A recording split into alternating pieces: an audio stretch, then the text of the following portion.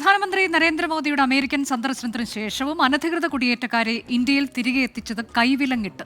ഇന്നലെ അമൃത്സറിൽ ഇറങ്ങിയ 117 പേരിൽ പുരുഷന്മാരെ കൊണ്ടുവന്നത് കൈവിലങ്ങോടെയാണ്. സ്ത്രീകൾക്കും കുട്ടികൾക്കും വിലങ്ങുണ്ടായിരുന്നില്ല. 157 അനധികൃത കുടിയേറ്റക്കാരുമായി അമേരിക്കയിൽ നിന്നുള്ള 3ാം വിമാനം ഇന്ന് രാത്രിയോടെ അമൃത്സറിലെത്തും.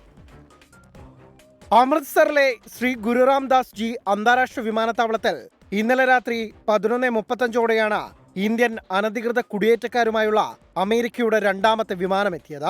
വിമാനത്തിലുണ്ടായിരുന്നത് 5 സ്ത്രീകൾ ഉൾപ്പെടെ 117 പേർ. തിരികെ എത്തിയവരിൽ 65 പേർ പഞ്ചാബിൽ നിന്നുള്ളവരും 33 പേർ ഹരിയാനയിൽ നിന്നുള്ളവരും. ഗുജറാത്ത്, ഉത്തർപ്രദേശ്, ഗോവ, മഹാരാഷ്ട്ര, രാജസ്ഥാൻ, ഹിമാചൽ പ്രദേശ്, ജമ്മു കശ്മീർ എന്നിവിടങ്ങളിൽ നിന്നുള്ളവരും സംഘത്തിലുണ്ട്. പുരുഷന്മാരെ ഇത്തവണയും വിലങ്ങണിയിച്ചാണ് എത്തിച്ചത്. സ്ത്രീകൾക്കും കുട്ടികൾക്കും വിലങ്ങുണ്ടായിരുന്നില്ല.